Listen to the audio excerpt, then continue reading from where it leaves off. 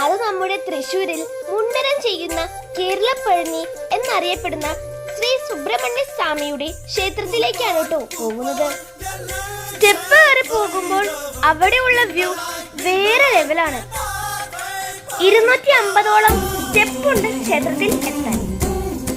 Step കയറാൻ ബുദ്ധിമുട്ടുള്ളവർക്ക് വണ്ടി പോകാൻ വേറെ ഒരു വഴിയും കൂടി ഉണ്ട്.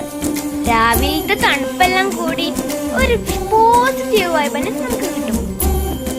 അങ്ങനെ അത്രയും സ്റ്റെപ്പ് കയറി അമ്പലത്തിൽ എത്തി. ആലിനോട് ചേർന്ന് നിൽക്കുന്ന അമ്പലം കാണാൻ നല്ല ഭംഗിയായിരുന്നു. ഈ ക്ഷേത്രത്തിൽ പോകാത്തവർ എന്തായാലും പോകട്ടോ. സുബ്രഹ്മണ്യ സ്വാമിക്ക് വേണ്ടി കാവടി, മുടി മൊട്ടടിക്കുക, ഇതൊക്കെയാണ് ഇവിടുത്തെ പ്രധാന വഴിപാടുകൾ. പ്രകൃതിയോട് അടുത്ത് നിൽക്കുന്ന ഭംഗിയുള്ള ക്ഷേത്രം.